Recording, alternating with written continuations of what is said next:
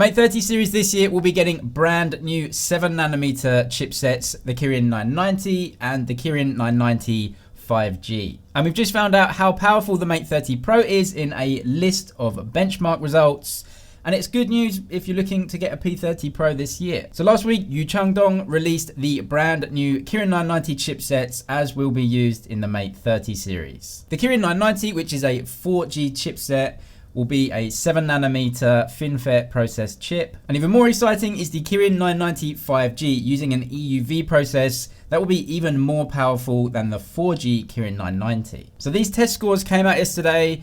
Let's take a deeper look at them. They were posted online in China by a number of very well-respected accounts. But keep in mind, these scores are extremely easy to fake, even the pictures themselves. So with that said, let's just take them with the usual pinch of salt. So the Kirin 990 through Geekbench 4, according to these results, gets a single core score of 3842 and a multi-core score of 11644. This also shows that that particular model has 8GB of RAM. Last year, the Mate 20 Pro had a base variant with 6GB of RAM and an 8GB version.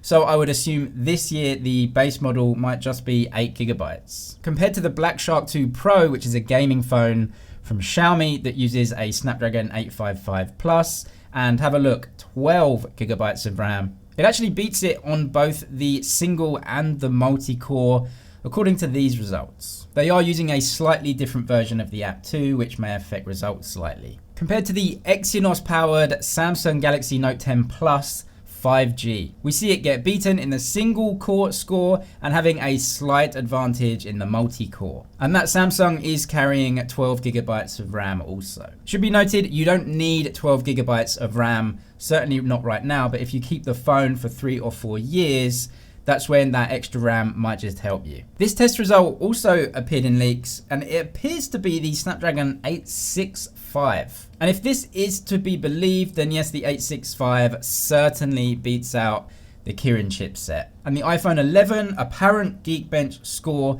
this is the non-Pro variant because it has 4GB of RAM.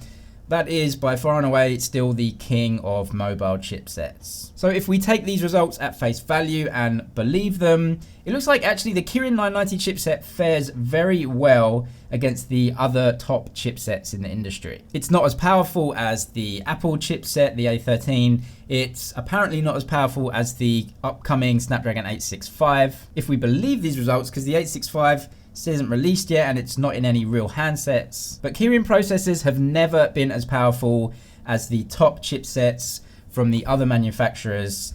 However, the distance between them is actually closing down and getting much smaller than previous years. That's on Geekbench anyway. So these test scores are just one indicator of performance and don't tell the whole story about a phone, but I think they're interesting nonetheless.